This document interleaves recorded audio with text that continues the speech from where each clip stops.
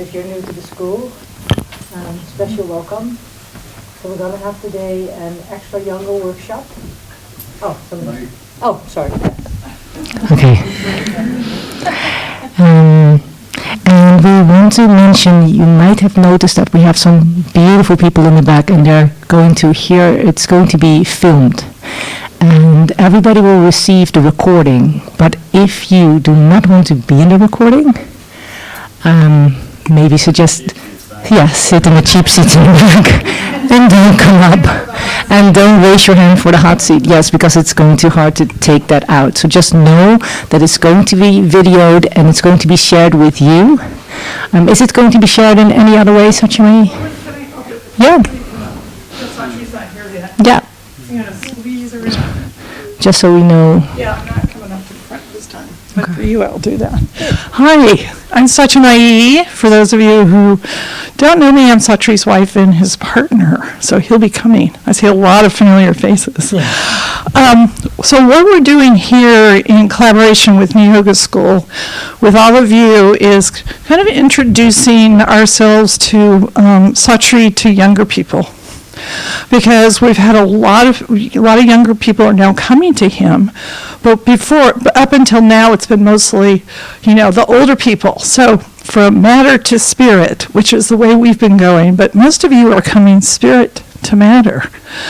So you are kind of, I want to say, not an experiment, but you are we are lighting the fire with you guys. That's what I'd like to say, is that we want to go forward doing more of satsangs like this around the world. Lisa and Amit, who are in the back, are actually going to be hosting an online program, which they'll talk about. But this is how we're kind of getting started. So if you're okay with being part of this and being part of the video, what it's going to go, it's really going to be targeted at younger people, but it will be on our website under an area that does say, youth.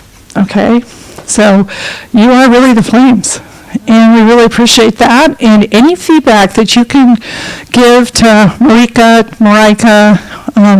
Cybron, or anyone else about how other ways we can assist you and provide support, we would really appreciate that. So that is why we're filming. So you'll be out there really passing the word. If that's the correct way to put it. And thank you. Yes, no, thank you. And Sat Shree will be up here, but I won't.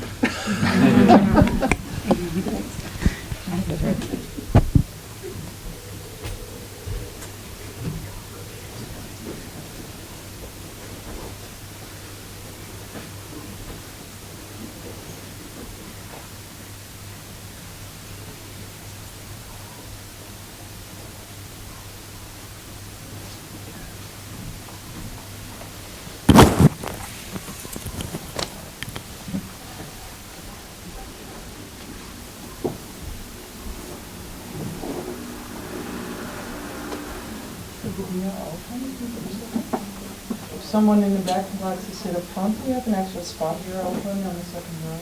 So you know.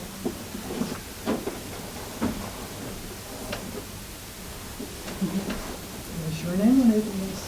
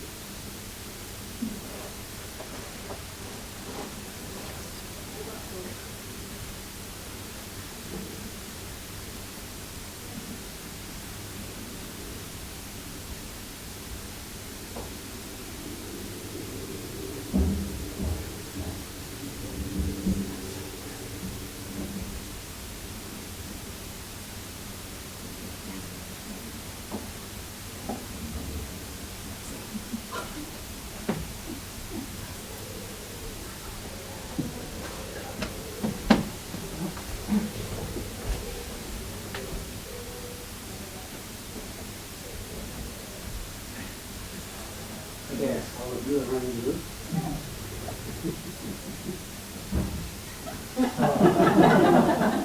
how you can go up front. Did you get your thing? It's up here. The mic is up here, right? No, He's wearing Larry's a it. special mic, because otherwise he blows out the mic.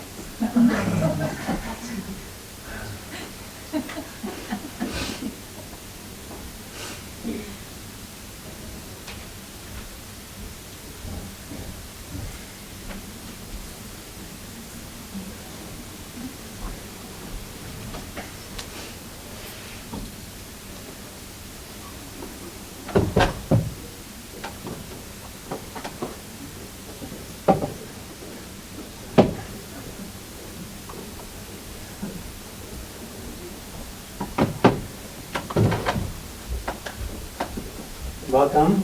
I was going to show up sooner or later. So, thank you all for coming. Here we are. I think I heard Sat Shree sharing a little bit about what we were doing here today. And I think it's useful to understand that the whole nature of speaking to you has directly to do with what your listening is, what you are aspiring for, what you are seeking. So part of this is an opportunity to kind of get in touch with the seeking that brought you to this room, or the aspiration that brought you to this room. That quality, that mysterious quality that has us be pulled to spirit, pulled to yoga, pulled to know what is truth, pulled to keep trying to find, am I not working? Did you unmute it? Turn it on? Sorry. I was We're not on. running around trying to It wasn't figure out on. others' Oh, you're right. It's on mute. It's okay. I am fumbling around. I'm here. That's all I can say. All right, and I'm glad to be here. So the nature of what we're doing today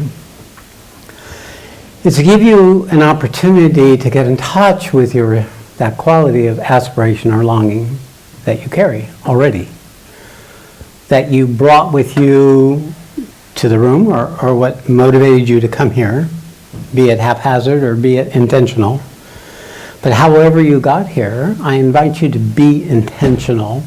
The English language word intention, is to set the space for something to arise.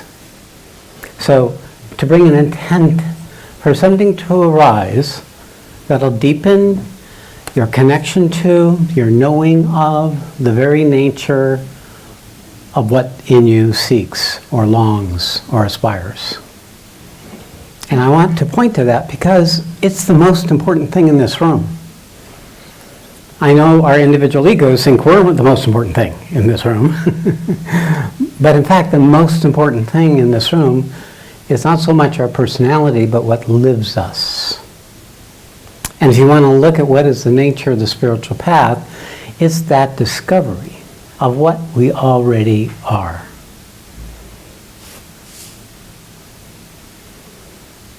And it's one of those mysteries that's in plain sight, so you can't see it. It's like you ask a fish, how's the water? And the fish looks at you, what? What water? Doesn't know water until you take it out of water. Then it knows water.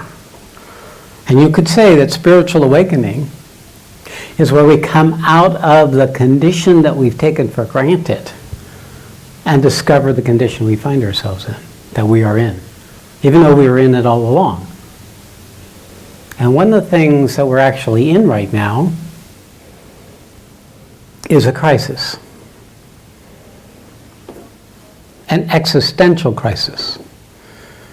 That means our very existence is in peril. However, we're not in touch with that. We're not experiencing the peril.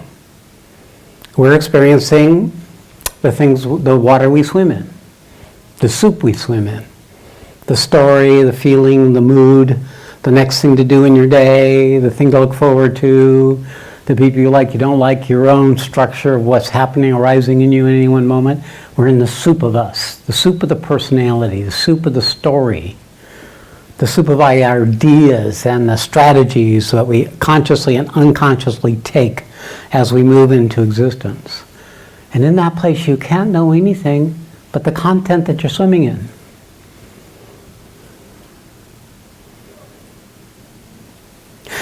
So you can't wake up to the peril that you're drowning in content, not knowing you're drowning. It so happens it's also true for the planet. There are consequences we are actually living in the midst of that we don't know we're living in the midst of it.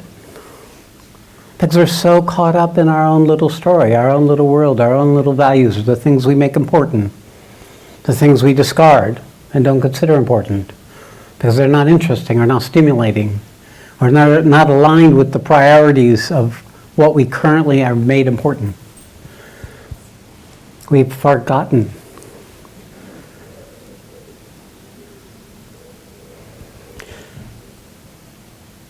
So we're going to talk today, we're going to share into the room something about waking up to the peril. The nature of that awakening is often very bad news.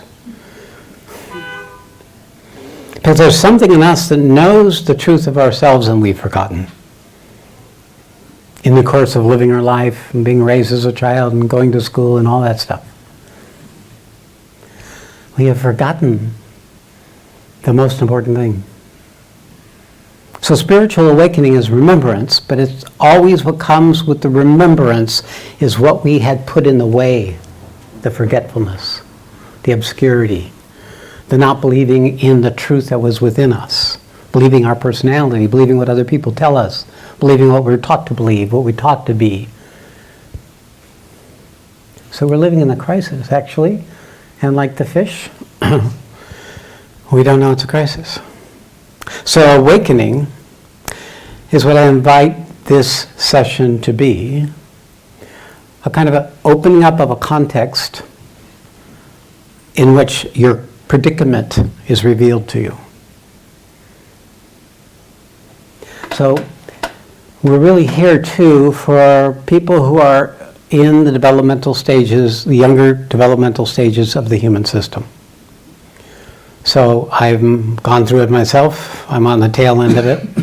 I'm looking favorably to where this ends up versus when you're young, which you don't want to think about it at all. And I can look back and I can see both in my children and the development of my children that we're all as human beings in a maturation process. We're coming up out of the middle of the story with very little consciousnesses first, and then we're trying to understand our predicament as we wake up and mature, finding our sense of self in the world and how to operate and function and what is real, what's true, who am I, why am I here, what's the purpose of my life, and how should I live? Those are the 4 questions. Who am I? Why am I here? What is the purpose of life and how do I live? So really that's what happens when you awaken. When you awaken, those questions become important. They become the way you start organizing each day. It's the way you start organizing your relationship. It's the way you start organizing your ambition. The way you start organizing the trouble and the trials and the difficulties of being a human being in the world and being in relationship with the world and doing work and doing accomplishments and all the things the world requires of us. If you're not in that inquiry, then you're going to get absorbed by the demands and the circumstances and the habits of your old patterns. So we're all in a maturing process. Like a seed planted in the soil. When we were born, we were like a seed planted in the womb of our mothers. We didn't know we were a seed, just as a seed doesn't know it's a seed, but it was planted nevertheless. And the seed somehow, through its own intelligence, matures to the point where it opens up, sends out roots, seeks nurturance from below, and then starts sending up a chute. Doesn't know why it sends up a chute. It starts figuring out how to be in existence. It starts striving to come into existence. And in the process, it doesn't know anything except up. And even that it doesn't know. It just is going up, countering density and dryness and moisture and obstacles and things that it has to weave around. Something in us is living us, and actually that is what is the sap, the nectar, the current of the purpose of our life. And then once, at some point, there are these relative points where we wake up to ourselves and miss that struggle, and wake up in the midst of the content, until we pierce the soil. And when we pierce the soil, in this analogy, that's your awakening. You wake up to something other than you were. That means who you were before and who you become when you're awakened in the moment of the awakening, and to whatever extent you can hang on to it, are two different realities. And when you do awaken, there's now another entirely different maturation process that goes on. That has a correlation between the first stage and this awakening stage. So we're going to talk about that today. And actually, I'm going to hand this over to Amit and Lisa and Sat Shree and anyone else who would like to come and interact in the exploration of that purpose that brought you here, like for yourself. So let this be for that part of you that's longing and aspiring to know itself more truly, more fully, in a more direct and immediate way than the way you've been able to live it or know it up to now. Okay, so my name is Sat Shree. You've all met Satchamai. How many in the room, this is the first time you've met me? Okay, yeah, it's so fairly new. She doesn't want me to talk about me. No, I don't. This is for them. Good. Now remember, many of the people in this room, as children, were already awake. So we're really speaking about that process too. That's it. Yeah, it's pretty awful to wake up in the midst of the mud, by the way, and that is what's happening. So you're good. You can turn it over. I can hand it over. I'm good. Okay. All right, so I'm going to just have Amit introduce himself, Lisa and Sat Shree just introduce themselves, and something about their own awakening, and then to begin to interact with you in the room, with whatever's there for you, any inquiry, and I'll stand back here in this. No, you're coming. Oh, I'm going back there. You're leaving the room, actually. I'm actually leaving the room. All right. Well, my form will leave the room, but my spirit will be here with you. All right, so may that be the case. But I'm going to hear what Amit and Lisa and Sat Shree have to say. So, hello everybody, my name is Amit. I was born in India and now I live in Canada. The first awakening that I had was in 2006. Before that I was kind of a happy drunk, just partying and drinking and the normal stuff that people do. So this afternoon I was sitting on my parents' couch and this energy just came in, and everything that I was proud of that made Amit started being stripped away. And I got so scared that I started crying. I thought I was being punished for your lifestyle. sins. Yeah, for my sins. And I just prayed to God that please give me one more chance and I'll be the best guy that ever was on this planet. And that night, an Indian goddess, her name is Durga, she came to my dreams. And she said that you come and see me 3 times and then you see what happens. So I found a temple and I started going there. And since then, for the next 6 months or so, I was meeting every god and goddess I know of. On the subtle plane, life just became great. Any kind of fear just vanished. I was living in the state of, it doesn't matter what happens. And I was without a job for almost 2 years by then. Every money or what my parents were thinking about me, everything just disappeared. And then I got this job in Canada and moved to Canada. And there was nothing missing. I had a very simple life. I used to go to work, come back home, meditate, contemplate.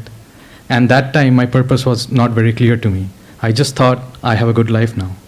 And I would have no problems living like that for the rest of my life. Then one of my friends suggested this book by Osho. He said, you can read this. This has a lot of good material. And in that book, when I came up against this word called enlightenment, I didn't know what this meant. But I had this epiphany, and I just knew this was the purpose of life. And that's why I was born. And I was absolutely sure that I'll make it this lifetime.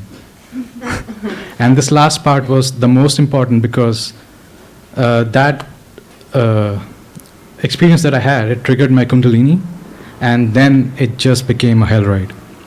I was so miserable, and every time I used to think about committing suicide, that thought, that it was more than a thought, it was just this whole body realization that, why do I want to commit suicide? I know I'm going to make it. And that helped me live through the next 12 years in just, like, there was hell, rock's bottom, and then me. It was that bad.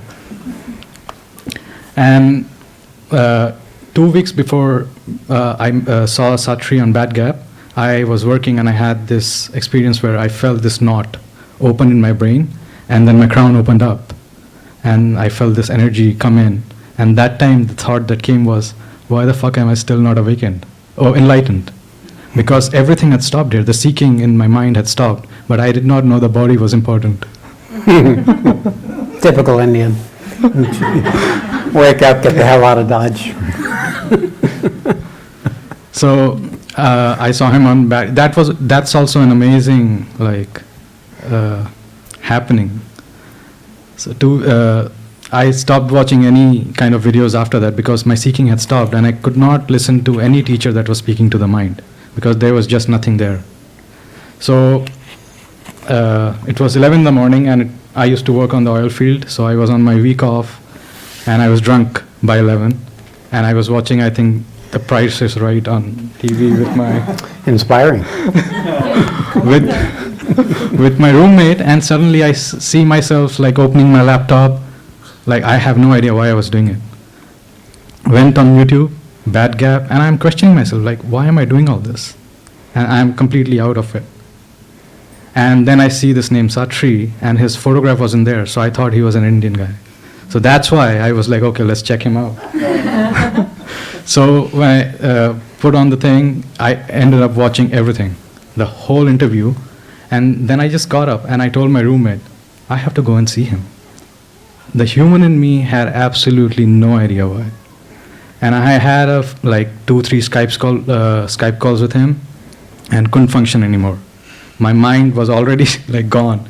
But after the third Skype call, I remember this very clearly. I was working night shift, and in the morning I go up to the general manager and I tell him, see, this is what has happened. I can't function. I need to resign. I resigned and I went to Osho, and the first year it got even worse. Actually, the first time I went to India with him, I didn't think it could have gotten any worse, but it did. But gradually, he taught, the most important thing that he taught me was how to live life as a yoga. To live a disciplined life so that it's your inner life, your aspiration, is aligned with your outer life. I was suffering because the aspiration, I was not living according to my aspiration. That's why the misery, that happiness was. Once I started meditating, going to the Gita groups, this aliveness slowly started coming up.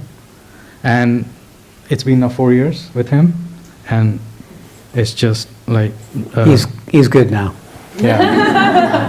Yeah. Now I put him to work. Right. Yeah. Now the real work. Yeah. So it's a very nice place to be in. If you can just have faith, there is light.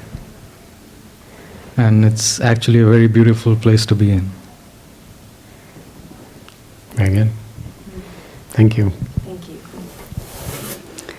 Yes, my name is Lisa and I live in the north of Sweden. And my experience of life is very different from Amit. I don't, like many in my age group, I am not aware of like one big awakening moment. I came into life relatively like awake, I would say, because I was aware of that I am something bigger than this personality, and I also felt it was very clear to me that the universe is loving, like that the core of the universe is loving, and that I am safe and held. I was also very aware of that there has to be a purpose behind all of this, like a bigger purpose than my individual human purpose. And I couldn't quite grasp what that was. There's just a sense that we're here for something. And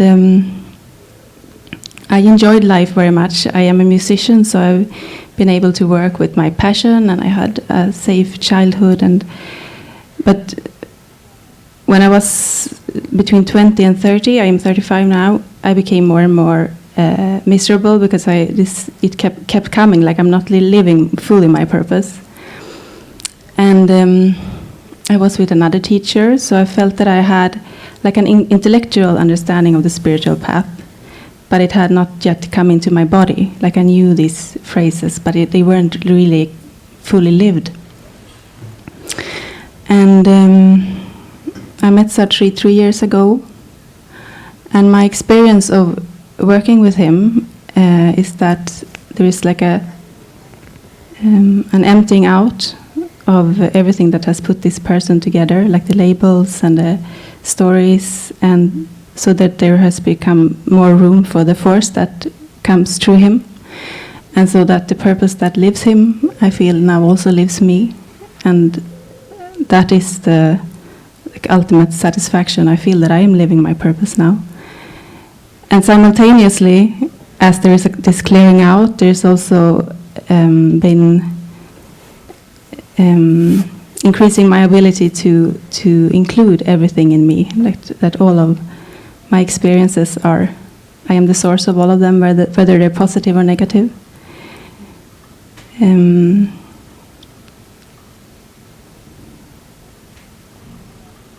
So it's been the most wonderful and challenging thing I have been experiencing working with Sat Shree. But very, like, I know it's my purpose, and I would wish for everyone to feel that too. Thank you, Lisa.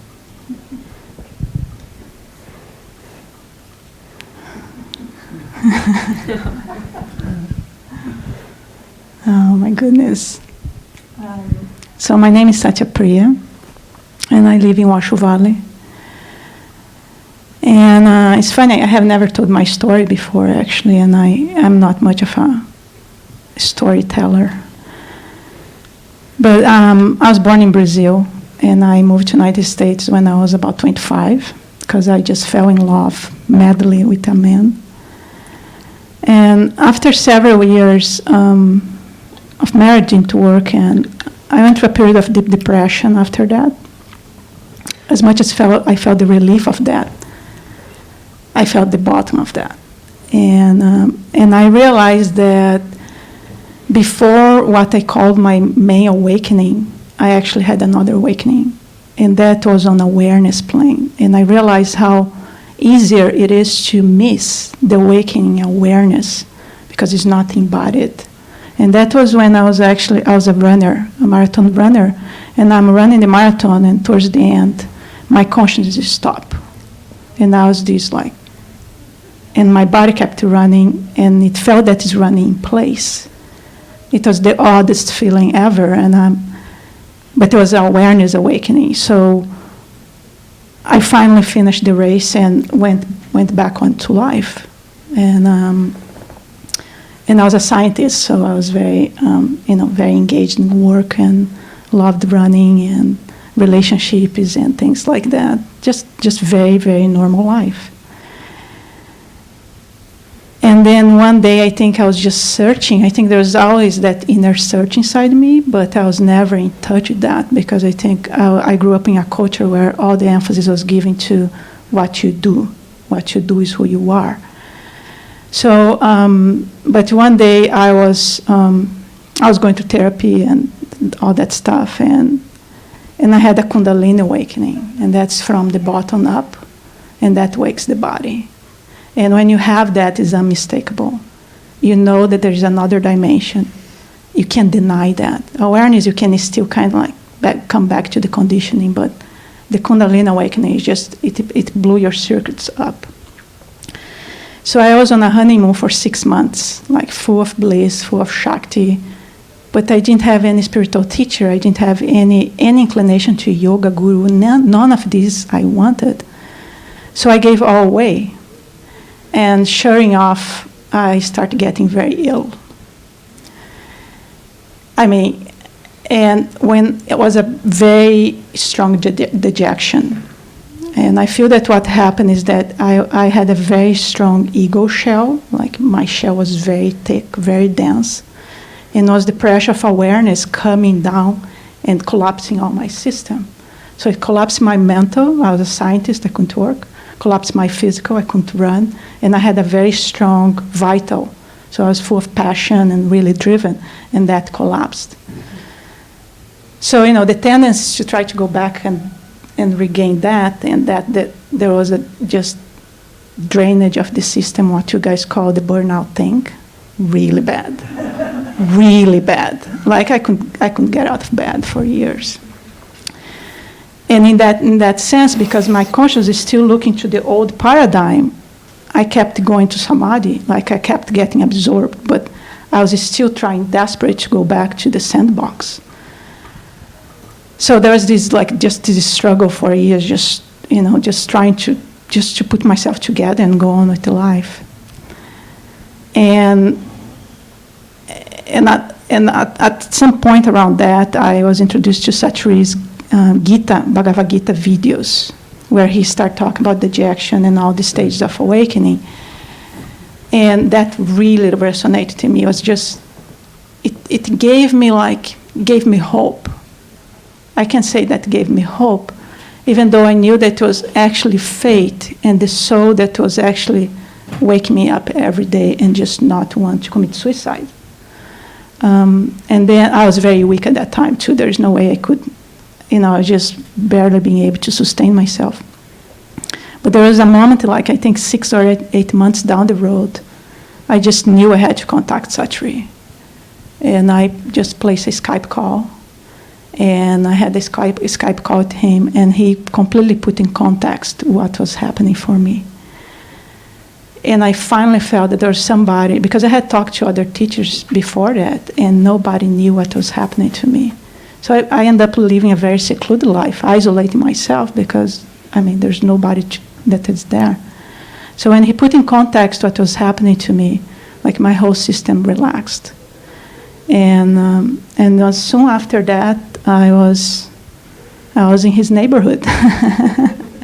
I moved to Warsaw, and that has been 3 years and a half already. And it has been a constant work and a struggle to bring that consciousness that actually went outside of the confinement of the ego and the personhood to bring back into action.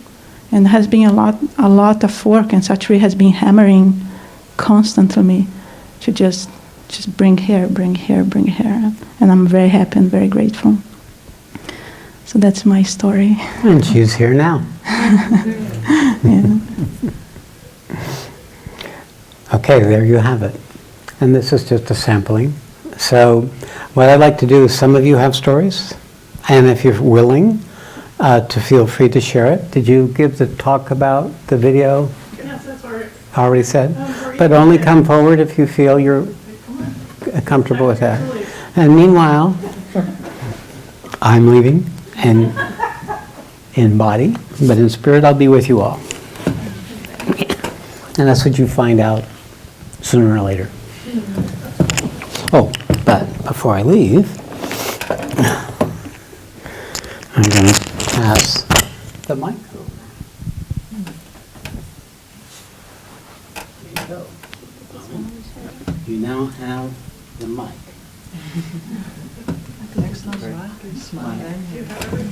Hope of retirement, yeah.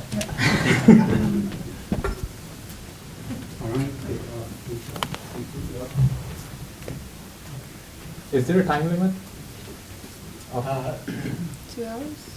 Is there room when we turn down? 2 to 5. 5 minutes? No, we have 2 to 5. Oh, your conversation. Yeah. Well, you could 5 minutes. Okay, sure.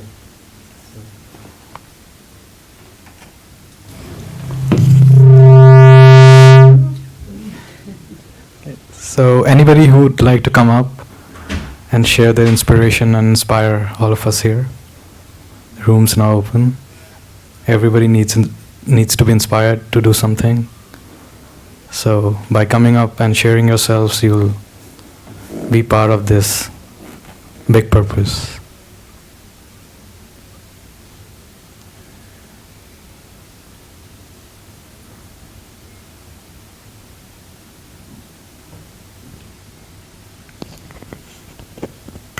Okay, maybe I'll pick then.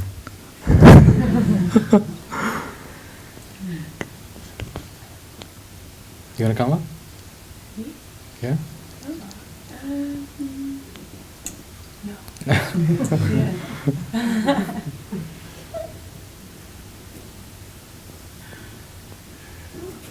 How about you? Yeah?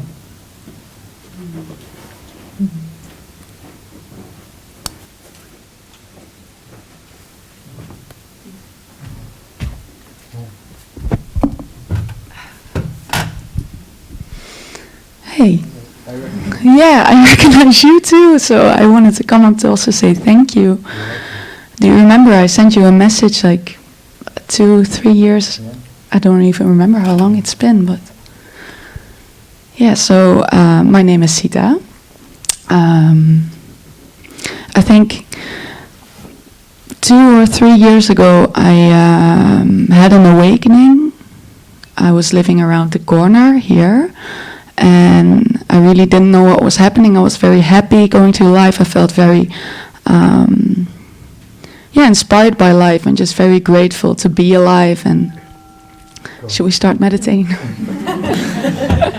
Strange effect on me. But I was sitting or shopping in a supermarket, and exactly what you say, like this this beam of light, which felt very heavy, just fell into my body. And at that point I kind of lost whoever I was. I didn't know what time was anymore.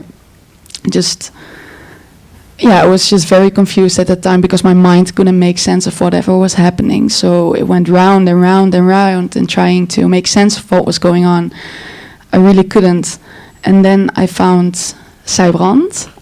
I kind of stumbled into this yoga school not knowing what to do, and he looked at me, and I remember him saying, I think you're thinking all of the time, like, what's going on in there? And then I started meditating with him, coming to the groups, and he started talking about Sat Shree, which was his teacher at the time already. And then I looked on the website and I found you.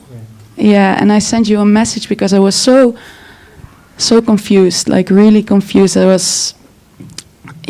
just didn't know where to go. So I sent you a message, and you sent me a message back describing what was going on, what happened for you, and what I could do.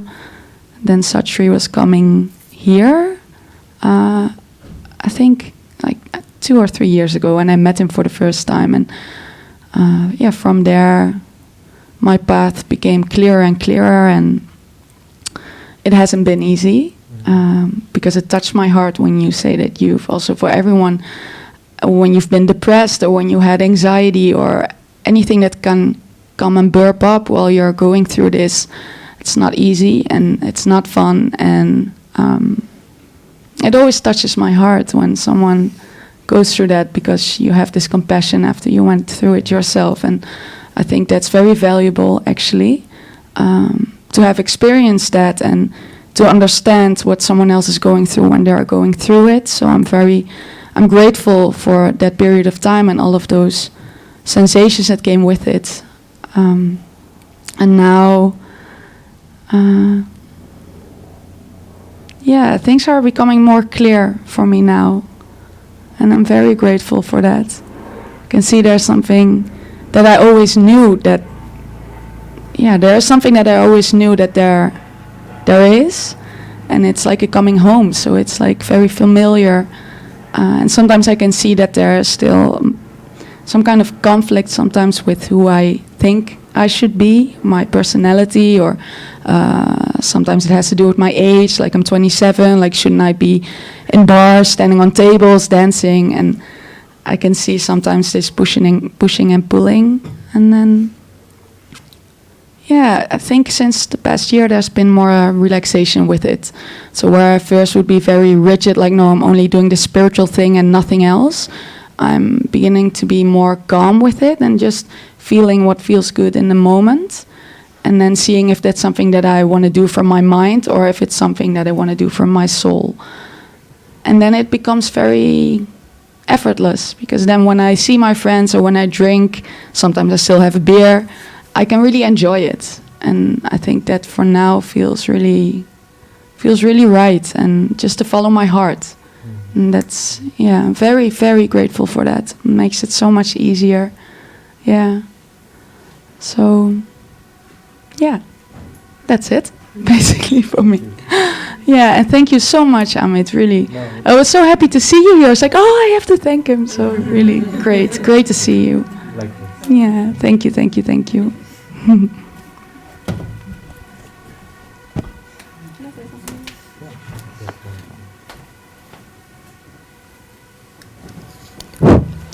Yes, so the reason why we're really putting this youth group together here is because, like you said, Sita, we are going through a spiritual and a human development at the same time. So it's not about living life and doing only the spiritual part of it. It's really integrating it. And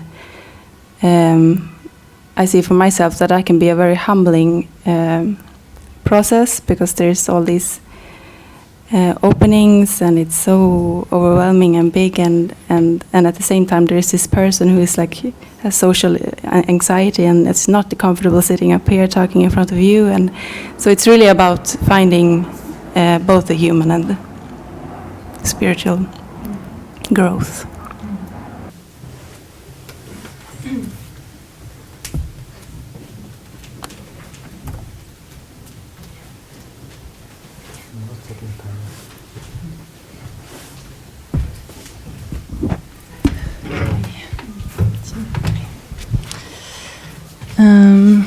Yeah, you kind of inspired me to come up.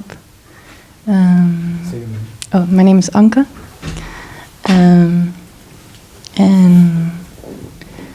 yeah, what you said is like, in my awareness, everything is nice, and it's kind of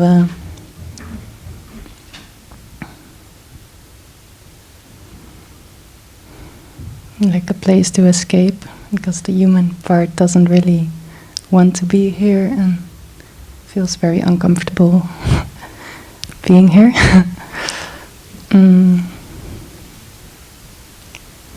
So I think that's what I start to realize now.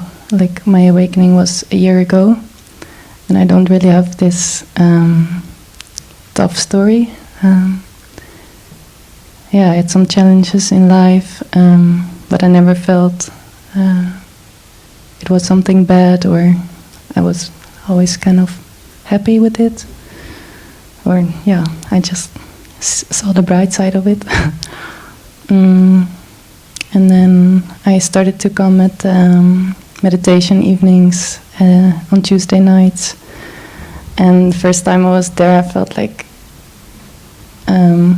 there was something around my back that was scratching or so, and I felt like Cybron could read my mind, because every time I heard exactly what I needed to hear, and I was just interested by it, but not really into spirituality that much. I just went to meditation once a week.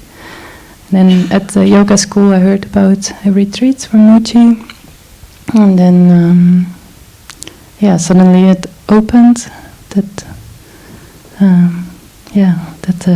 that we're all one, and that I was everything. And after that, my body was being moved, and I was just watching myself, like you said, maybe in the marathon, that I was doing stuff, but it was not the one that I used to think that was moving, and I was emailing, and I just saw my fingers typing, not really knowing what would come out.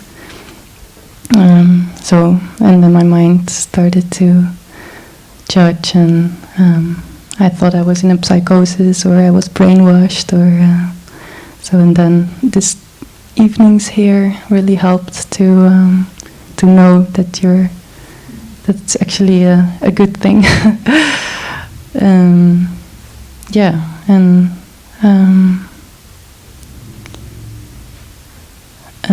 It helped me to face a lot of fears.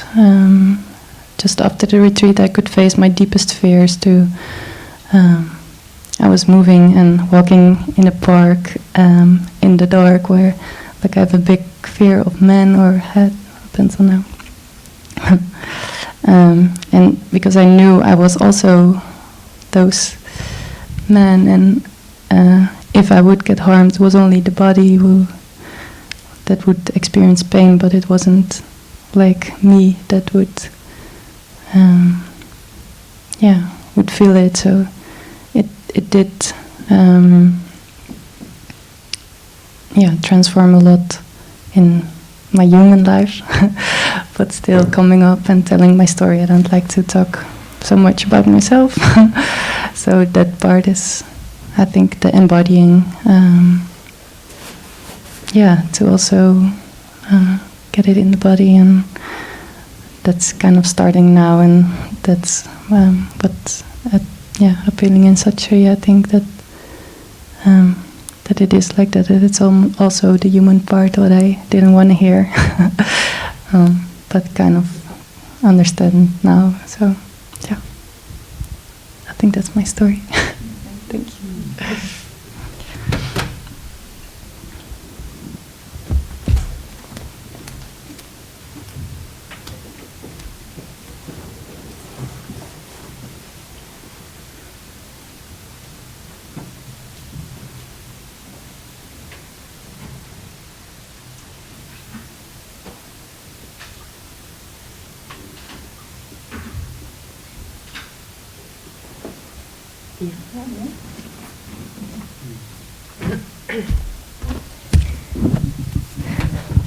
Hi.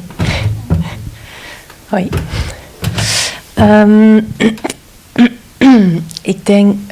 I think I'm sorry, Emmy. And it's in English, yeah. My brain is somewhere else. Super nervous. What? But I have a good story. I don't know if it's. It sounds really interesting to hear about awakening and things, and I don't know if I can. I have that. I had a burnout. What they tell in our life, it's a burnout. But maybe it's not a burnout. Maybe it's the transformation of, like, the body didn't work anymore. But I think I could have it already 6 years ago, but the human person in me was going on, and then the next year there was again a break of couldn't do anything. So maybe it was already like coming into this person. And since I came here at the Wim Hof Zijbrand Satsang things,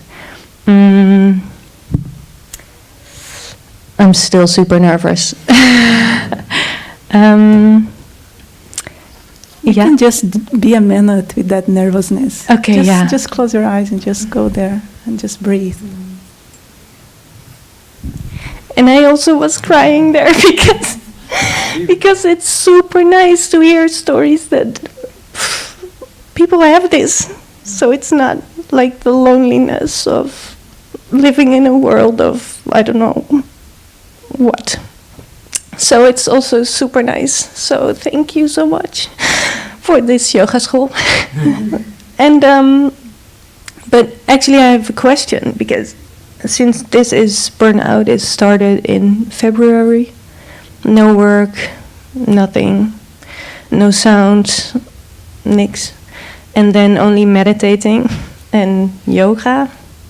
And then, so when is the step to do things? I don't know. When do you take a step to step in this world of what people do, work, or... Yeah, I can drink a coffee. I like that. But how do you handle that? How did... I don't know. I really don't know. So, please it's a good question. You know, in my experience, when I had the collapse, and I mean, everything was collapsed in me. Every time that I feel a little bit of energy, I want to do something, right? Because I had that rajas in me. But I could, now looking back, I could tell that those actions were still very tainted by my vital. So there was kind of like an investment of the ego is still there. So it's just a matter of time until it gets slapped again. So you have to have a very subtle discrimination to really look into what is prompting you to take the action. Because normally, it's very normal that the ego can be the one, the agent, want to kind of like not to go through that grind, because that grind means death to the ego. So the ego will kick and scream as much as it can, not to go through that. So you really have to be very, aware and really be super, super, super honest with yourself, because we often are not. We want to believe, but if we look really, really close, we can see it. So it's a trick question, there's not an answer. It's really depend of. I think I know the answer, that it's not the time yet to do things, because I know if I start with something, what I really like, it's gonna be too much because the ego is taking over. But then all these questions of people in our world, they are saying, so, how are you doing? Are you already back to work? So you are super, super nice with kids, so can you please, what are you doing every day? Yeah, well, I don't know, I meditate and eat or something, but it's I don't know, it's so weird. So, okay, yeah. Yeah, it's like the whole world is going that way, and you're trying to go that way, but then they're all trying to get you going that way. But you really have to know that you are not in that paradigm anymore. No. And I also use this opportunity to see in you what actually you want to have their approval. Why do I want to go that way? Yeah, or like what they say bother you when your truth is here, and might not be what they want to hear. Because I went through major crisis with my family because they could not accept the way I was going. Yeah. Can I add to that? What really helped for me with this last part is the metaphor of the crab bucket. I don't know if people have heard about it. It's if you have a bucket full of crabs, like a fisherman who has a bucket full of crabs. If one crab tries to climb out, all the other crabs will pull it back. And that's the process that you're in, especially with family, because they get scared of you crawling out. And it's as if you're throwing down all the walls of their house. So this is the part that's really hard, and why it's really good to have people around you that are going through the same thing, because it's really hard to be. It feels so alone, and you're breaking free in a way. But that's really scary for the people around you. But that's not your concern. And the other thing, what for me, because I've been my first burnout, I was working again in 3 months because my vital was so strong that I just kept on going. You can't do it wrong. So even if you start early, it will find its way back. So don't worry too much about. You can't make a mistake in this. So even if you feel like I've been up and down, it's like 2 steps forward, 1 step back. It's like that all the time. It's a messy process. It's beautiful, but it's messy.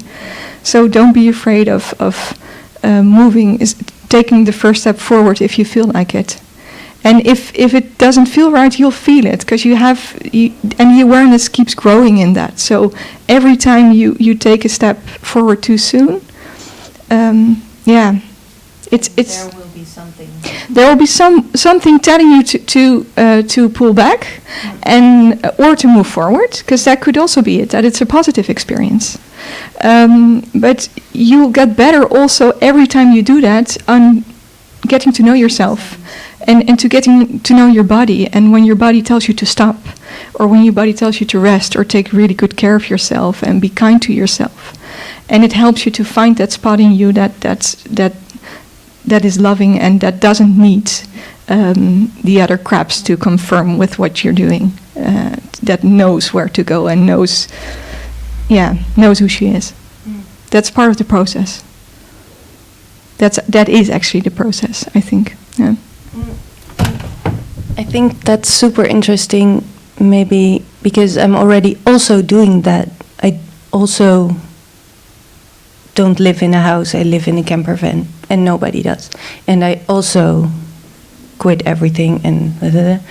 So it's interesting that I do it, but sometimes the freaking fear of I don't know what's happening is overwhelming or something. Thank you. Thanks. The truth is going to always be more accurate if you listen to your heart and your body, not the mind. The mind, the fears and everything comes from the mind. So your heart and your core will know the truth. Thanks.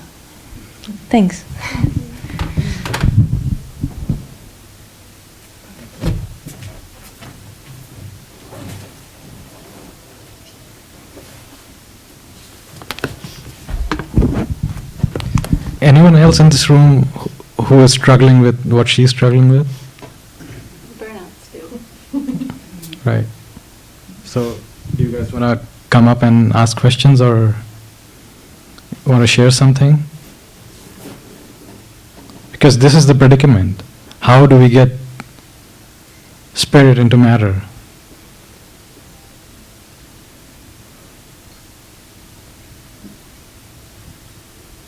Anyone?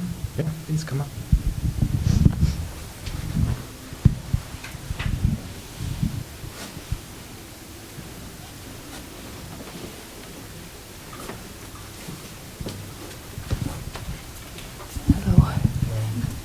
Hi, I'm Crystal. I'm also from Canada. So nice to meet you. Also super nervous. But I think there's so many questions. Like, I have been coming to the Wim Hof method and to Sai Brand's Satsangs, and I'm very new. I don't know what's happening. And I cry all the time. Sorry. I was very, it wasn't,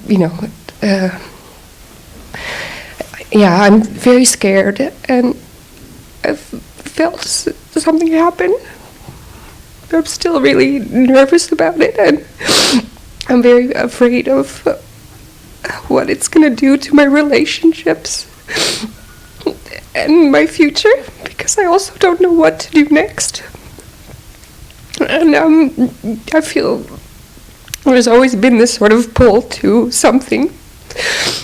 I think you were talking about how there's always this feeling like that careers or making money or that's the way you're supposed to go and that's the thing you're supposed to do, and I've always felt like that's not it, but how do you know what it is? So this is an interesting situation or an interesting place to be and see that other people are going through some of the same things and who have also been afraid, or and I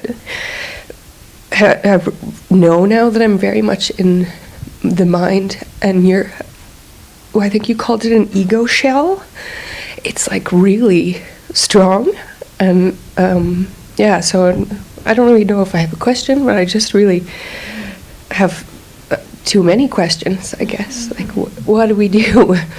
What do you do next? And how do you let go of that fear of everything blowing up and changing? Because, like you said, you can't really go back, can you? I don't want to go back, but I also don't want to go forward because it's scary. Yep. Can you tell us a little bit about that thing that pulls you forward, in spite of this fear? Like, where do you feel it in the body? And I guess it's this feeling of connected, like knowing that I'm connected to everybody here and everybody who's ever been and who will ever be. And I think I've always known something like that. I don't. It's hard to explain, but I've felt it, and where do you feel it? Where? Yeah, like, can you? My whole body just gets really like over. Now I'm totally like physically just tense, like whatever you call it, but it's a similar feeling, but it's just like a really loving sort of flow, wash over of heat, I guess, and love. But it's full, like I feel it everywhere. I don't know, it's very strange. But it's also, yeah, like who do you talk to about this? Because all my friends are like, okay, you go do your thing. You know, it's this sort of, yeah, very alone feeling of, yeah, so your story, like I burn out too. And like, what is the next step? And then, you know, you see so many people going out and becoming, you know, coaches or, you know, it's very inspiring what you're doing, but it's like, how realistic is it? And I know that's the ego again. See, that's the mind. Yeah, that's and the mind never, it's like the dog chasing its tail. Yeah. It doesn't matter how many times you talk yourself out of it, it'll come back again. Yeah. I guess I'm sort of like waiting for that moment when that stops happening. That'll you have to. So what do you do then? Like, how do you get that to stop happening? So, like, you have a sense of what you need to do. I can sense, like, you know what to do, but it's all these things, like, because we are the only ones going this way and the rest of the world is going that way. Yeah. That is the conditioning, right? Yeah. Of what we have seen our parents doing. So that is the fear. If I'm going this way, yeah, there's like this abyss, the unknown. So eventually just like keep going in the direction I'm going and hopefully it'll... Because the energy in you, it tells you what to do. Yeah. But it's the mind that comes in and says, no, what if I do this, this will happen. That's why it's that strong ego shell. Right. So if you pay attention, the energy is like already showing you the path. And you already know it. But you're choosing not to see it because of the fear and the terror that arises because you're going against the world. That's why you're here, right? Yeah. So this was the next step, right? Coming onto the seat is the next step. I guess. Right? It is that simple, and that's why we miss it.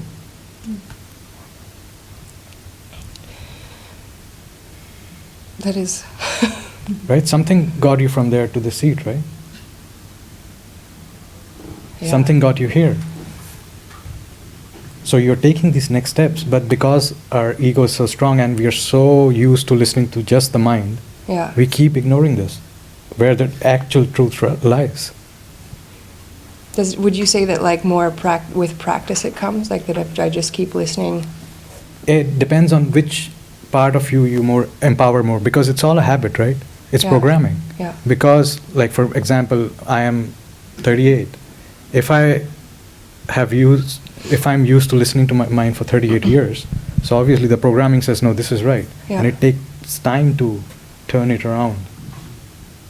So the more you empower this part of you that brought you into this chair, the more it grows. Okay. And the more you stop listening to the mind, the more it loses power over you. So it's about taking the right action. Okay. It's still scary. But that's the point. See, in the land of the blind, it's foolish to see.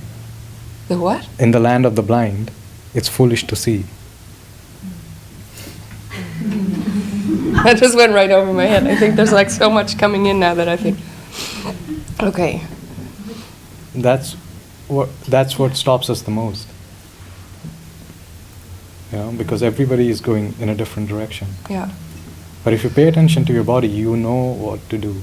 Okay. And it is that simple. Because it's just like getting yourself up here. That was the next step. Okay. Thank you. Yeah. Just leave it on the chair. Okay, thank you.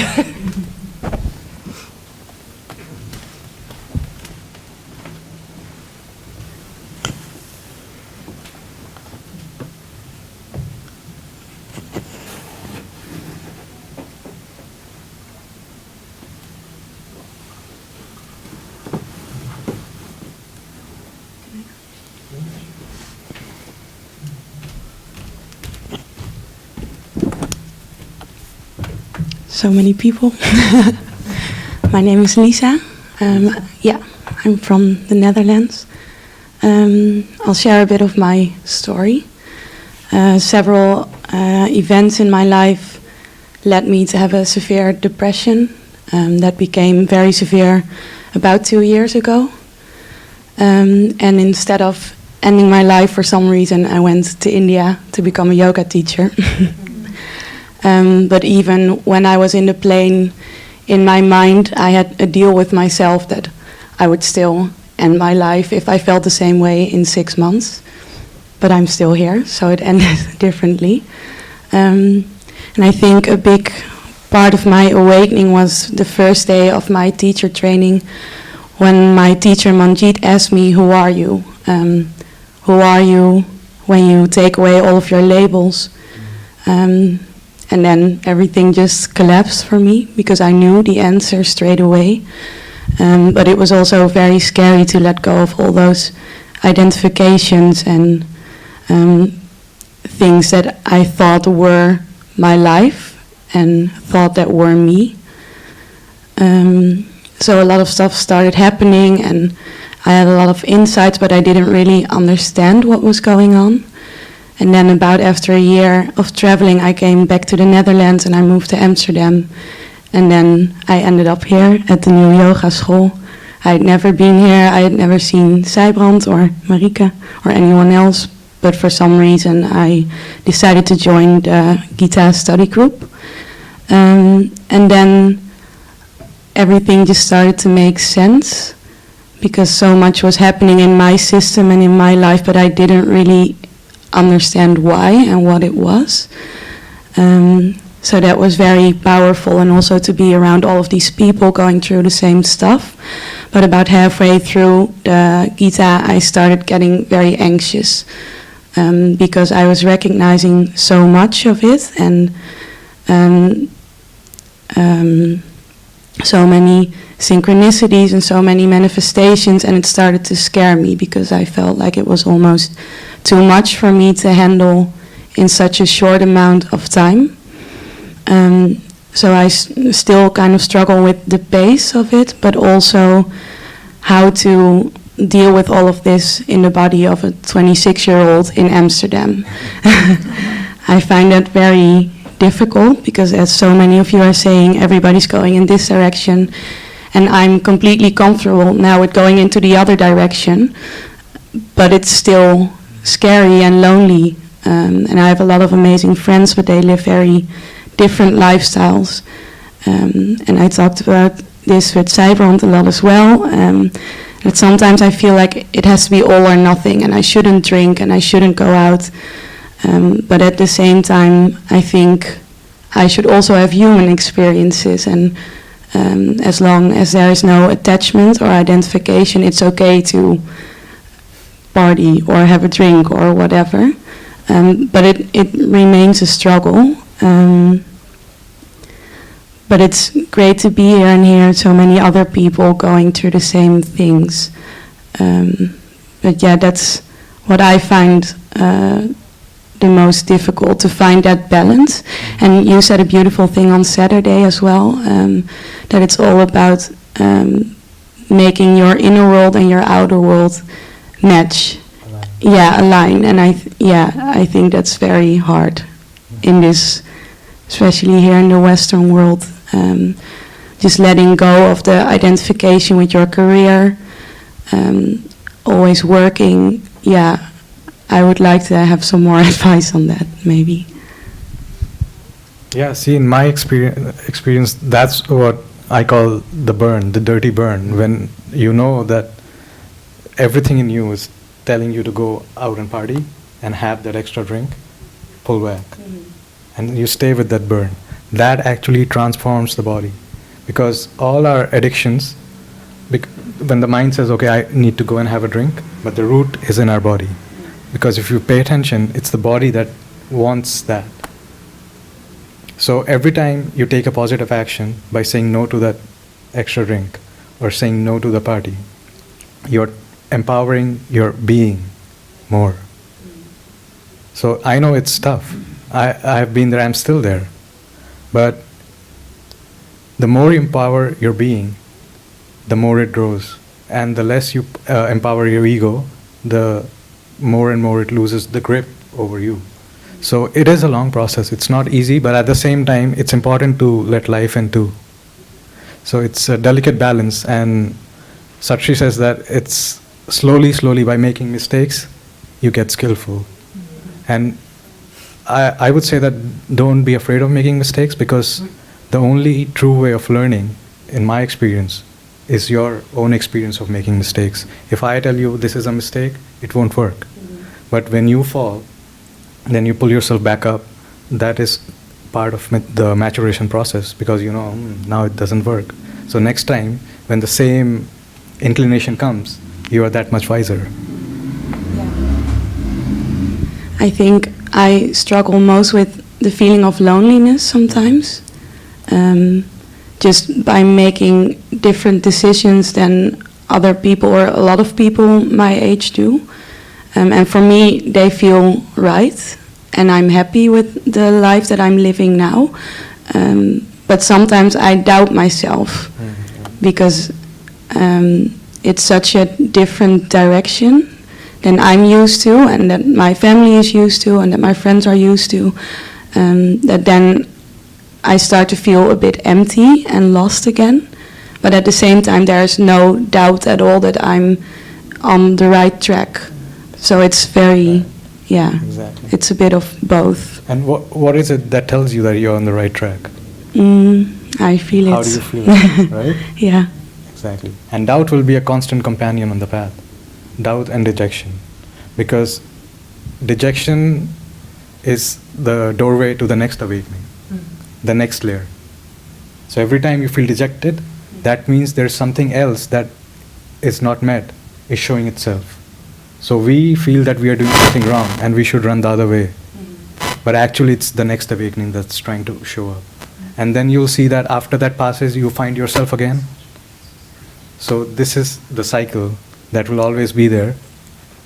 But you already know what to do. Like, there is no problem.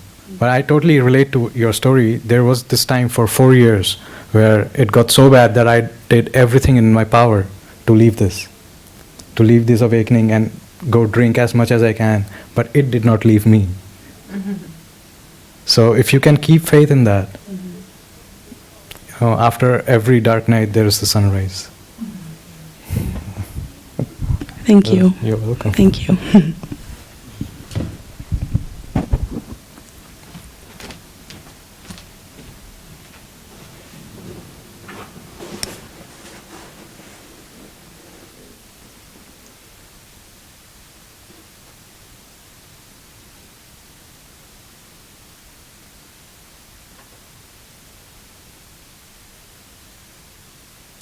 Who all here are feeling a strong presence? It feels heavy, Is anybody feeling that? Yeah? See, that is what happens when everybody comes together and share a common purpose. This is what Sat Shree calls the Sat Shree force, the truth force, the source of creation.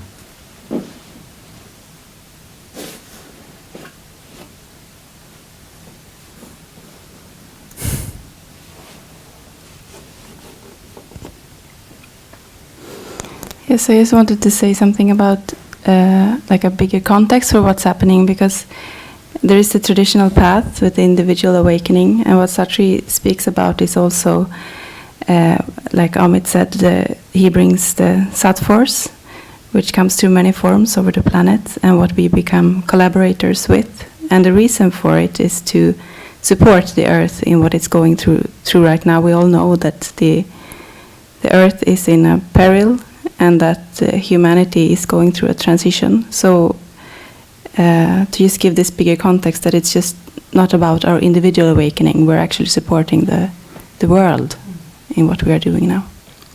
And we are collaborating with this force. That's what's so hard. That's what is the physical transformation. That's why there are burnouts and pains and all the rest of it. So when it is hard, that's been like my comfort, that this is something I'm doing for the world.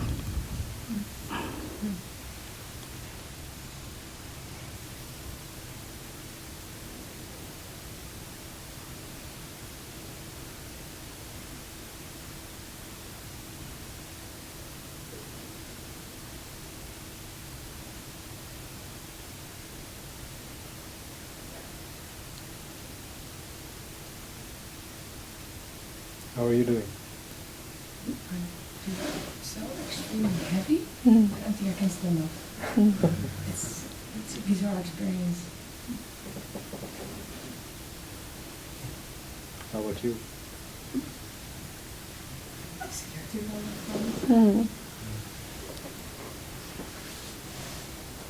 Well, I would invite you to.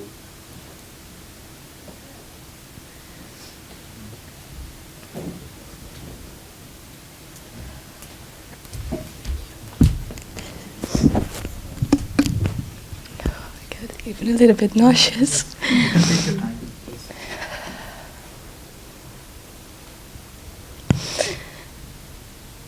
Just check into the room, just have a look at all these amazing Smiling people. faces.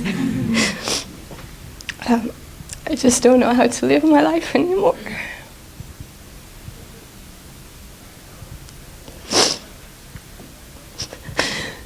Because I never chased success or finished my study or anything, because I already know it was not the right way to go. But at the same time, I've never experienced it, so it's kind of like you're already letting go of something you've never tried. Right now, I just feel so lost.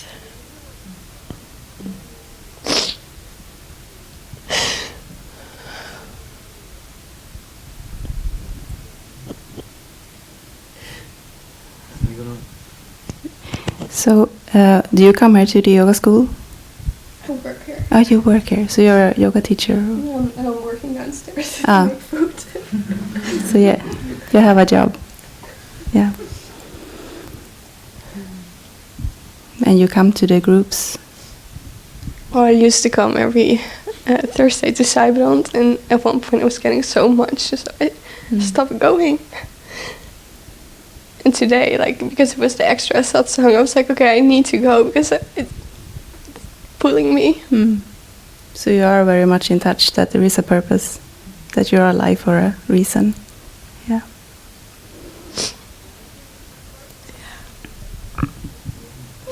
So that's I don't even know what to say. It's just, I feel really sad. It's actually a very beautiful thing.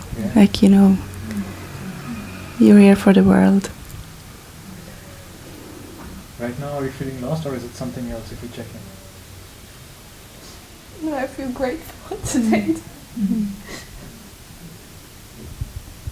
I mean, it's really hard because, like, I just, in practical ways, I don't know what to do. Like, I'm moving houses now because I'm living with housemates, and like maybe it's nice to have a place for myself, so I'm moving to a studio next week, which is nice. But then yesterday I felt like, oh, maybe I will isolate completely, like I don't even feel like going out of my house anymore, and it's just like I feel the pressure of people telling me like, oh, are you going to study again? And I'm like, this is my 4th gap year. I don't feel the pressure to do anything. You know, if Sat Shree would have been here, he would have told you congratulations, because your aspiration is so strong. If you don't align yourself with it, it'll make you miserable, because the pull is so strong in you for that. So the more you say no, the more you'll suffer. That's what happened with me. So the more you align yourself with this gratefulness, you'll see it will change. So you are actually one of the luckiest people in this room to have such a strong aspiration. You should take pride in it and be proud of it. Not everybody has that. Do you meditate? Yeah? Twice a day, like Sat Shree? No, once. Once? Try and meditate twice a day. Because the more you empower it, the more it grows and the more confidence you'll get. And like, do you work with Cyberon? Well, now I will again.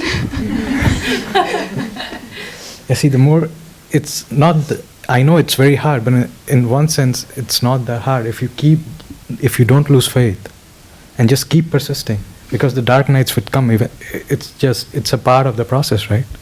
In the Bhagavad Gita that we study, dejection is the first chapter, and it will be a constant companion. But if you live your life as a yoga, even when the dejection comes, it will be more graceful. So, I mean, that's just amazing. It speaks so much to me because I see myself in you. Yeah, congratulations. Yeah, that's amazing. May I sit down again? Thank you. Can I take one of these as well? Yeah, of course. And opening up to this Sat force, embodying it and embodying the love vibration, that can be done no matter what kind of work we do, or whether like sitting in a restaurant. So it's not about finding a cool job. It's really finding the purpose in all activities. I have a really cool job. Yeah, you do.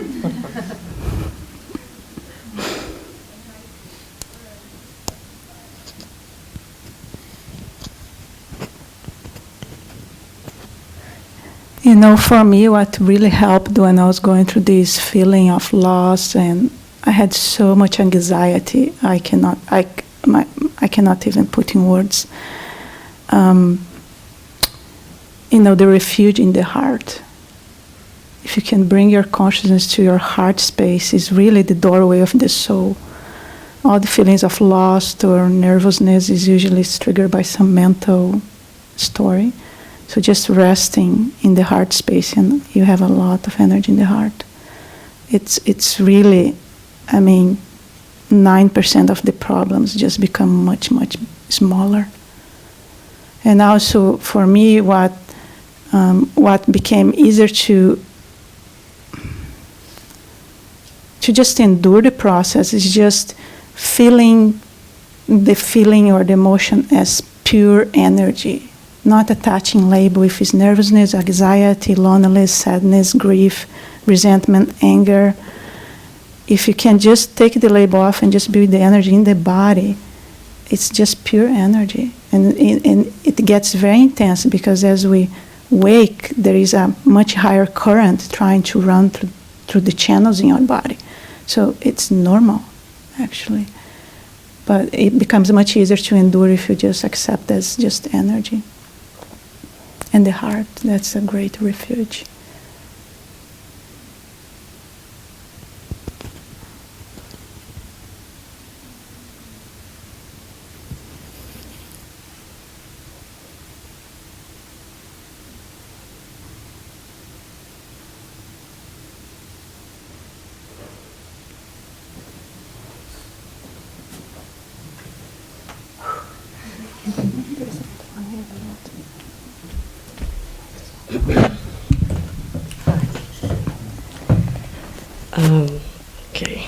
My name is Kelly. I'm also from Brazil.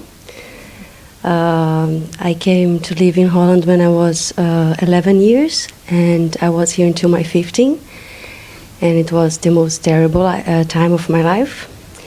My sister brought me back to Brazil because I was really deep in drugs. And so I had a normal life back there. And I went to school and I did study international relations. And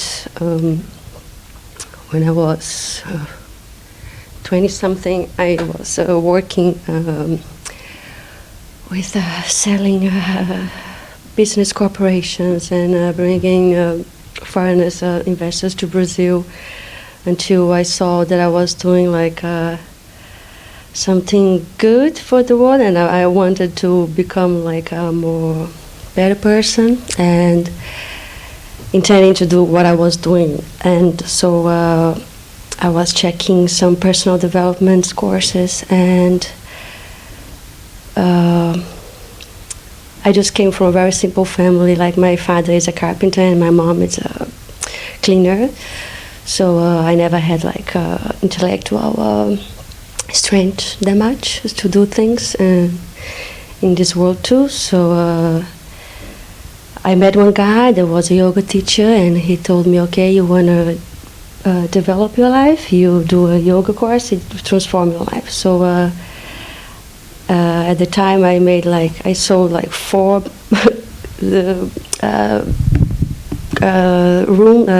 offices at once, and I paid my yoga course, and they changed for a massage course. So since then I'm trying to do a yoga course, and I'm still not a yoga teacher, but I did a lot of massage courses.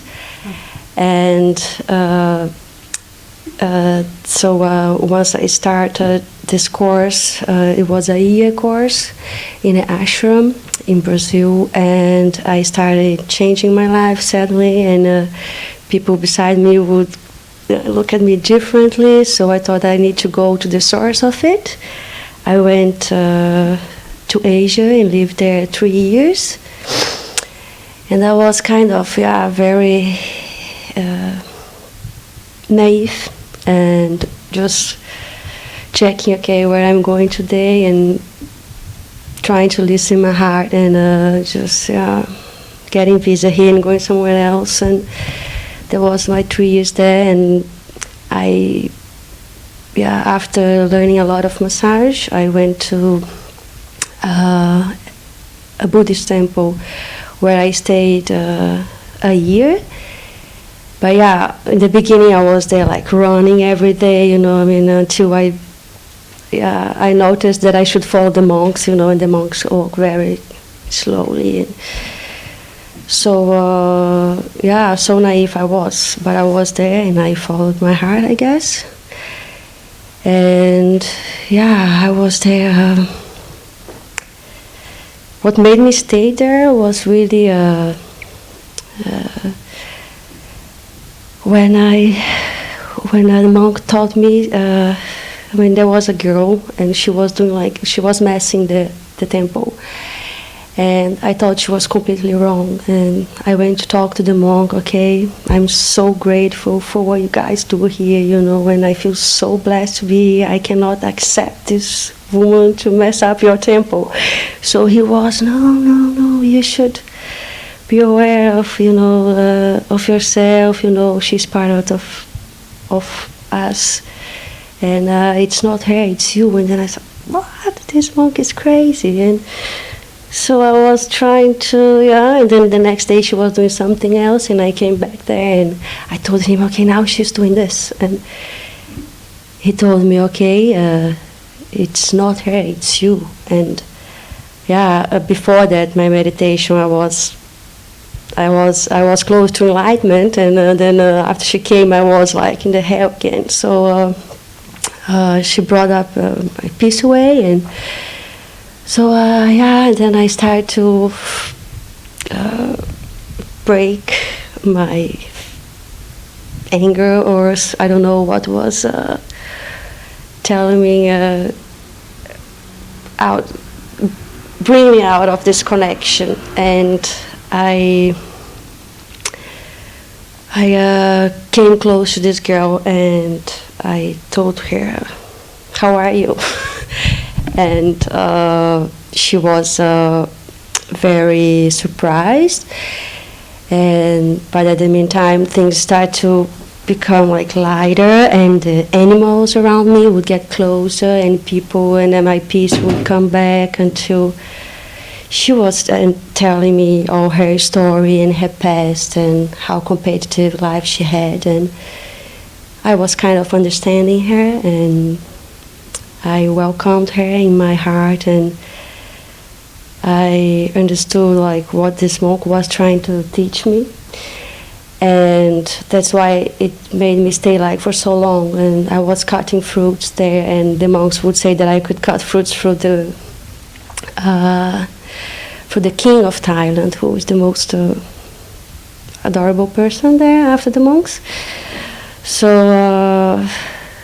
yeah, I was there like serving for a year and meditating and learning how everything is and trying to figure out my role in the world. But this was in 2000. I came back in 2014, and I thought I already knew what was my role, and I think I still know, but I was just, I followed up like interdependence, what was a project I had, and do you still have time because it's and so I was trying to making up like all the experience I had and bring up something that I could offer also to the world, and I saw that I felt grateful for what those people were doing and that I was there, and just everyone in the country support meditation there, like the governors and everyone embraced, and people would look at me and would get inspired to get closer to Buddhism. But here, just outside, people don't really value what you do, and so I think I went down to the my ego maybe with my project, and I invested a lot of money, and I was on the way, and I made like wrong partnerships, and now I am here close to my family again, and I was I was addicted to smoking again for maybe 1.5 years, and it's been like 2 months that I did stop, and I am getting to yoga here again and doing my spiritual practices, and finding people going through the same. So as we are talking here today, and I'm most of all now just trying to relax and cleaning the houses that I am doing now for living, and taking care of the kids, and 2 people that I did clean house, they were passed away, so I could pray for them, and that's something that I thought maybe that if there was a reason I was here, it's already good enough. And I'm trying to understand like now what's the next.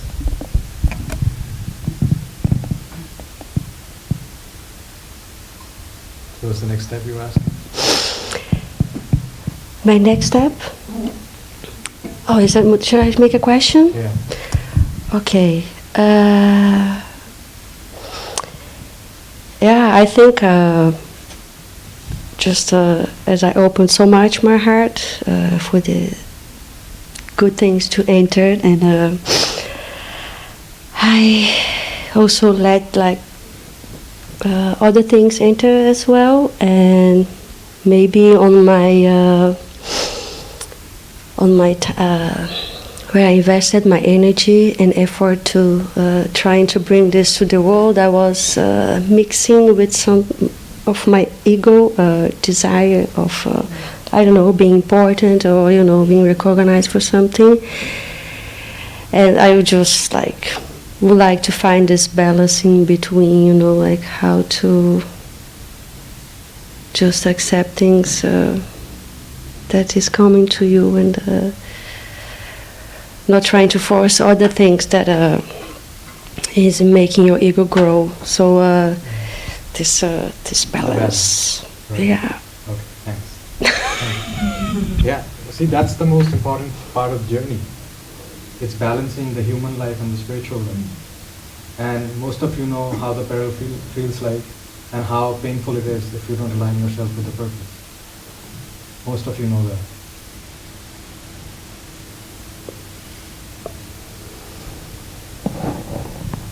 So if you don't align yourself with the purpose, you know the price you pay. And it's important to feel how badly it hurts.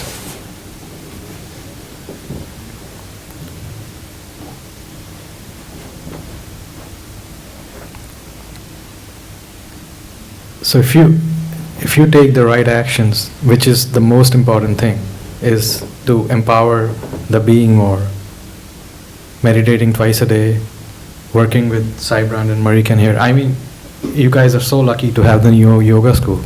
When I was going through my shit, there was nothing there, right? I mean, what a blessing to have. Now, even then, if you choose not to, then, you know, that's stupidity, right? I'm just saying that because I can feel like you guys know what your purpose is, but still you choose to, you know, be like the ostrich burying the head in the sand. You have got this life, you have this big aspiration, don't waste it. There is no wrong action. Well, in the bigger context, yes, but when it comes to the person, there is wrong and right action. Then you can experience it and meet it, so you can change it and turn it around. Right. But if you make that wrong action again and again, then, you know, there's something wrong there. But it's something really did. There's something wrong indeed. That you didn't. I can speak for myself because something I was already down, and I went to Asia and experienced so many things, and afterwards I thought, okay, I'm doing good, and I was thinking I was doing good because the answer is just like that I wasn't, and I kept doing like the wrong things again, and still thinking that I don't know, it can get worse always if you keep taking the wrong. So once you have like this, if you can see a little bit of this is the direction, go that direction, not the other one. See, that's why you have teachers like Sai Brand and Marikan here, right? Who can help you because they have traveled through this journey and they are ahead in the path, so they can guide you. That's why we need somebody to show us the path, right? It's like if you want to go from the Netherlands to, say, Germany, and you have never traveled there, you need somebody who has already traveled it, right? Otherwise, how would you know? Yeah. So that's why getting right help is so important, and that's the blessing of having these guys here, the new yoga school. So I would just say that, just keep taking the right actions. There is a light at the end of the tunnel, and the suffering that we go through, it's only because we resist so much. It's directly proportional to our resistance.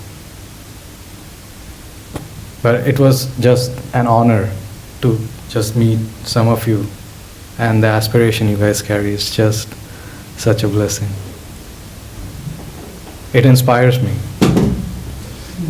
I just would like to thank everybody from the bottom of my heart, especially the ones who shared themselves up on the hot seat. Thank you so much.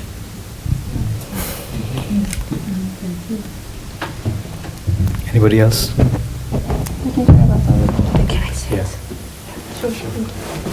Yes. So you have, like Amit said, you have all these things going on at this yoga school, and when I also live up north in Sweden when there are no others who are connected to Sat Shree, so I know that.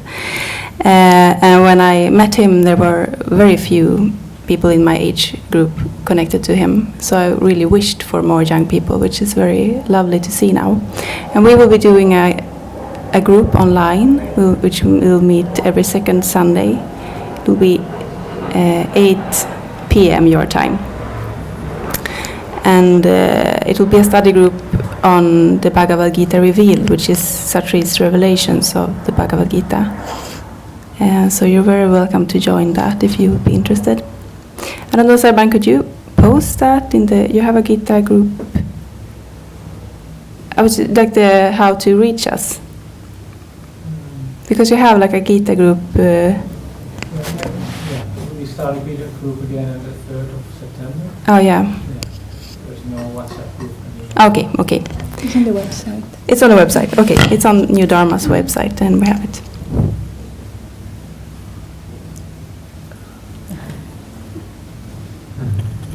If I can just, I think we should sit a few minutes in silence, but you know, your life is tailor-made for you, for the evolution of your soul. So any challenge, actually, it is opportunity for the soul to come more forward and forward into your life. There's no mistakes. There's no mistakes.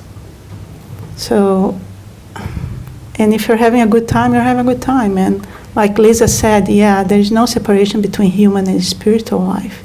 At one point, everything comes together, and that's it. That's all that there is. It's just like stay away from mental concepts. This is spiritual, this is not spiritual. This is just the mind. So, yeah, and just honor your very unique journey, because it's very unique and it's very beautiful. And it's worthwhile every minute, every minute. So, it has been an honor being here with you all, honestly. So, thank you. Let's just take 5 minutes of silence.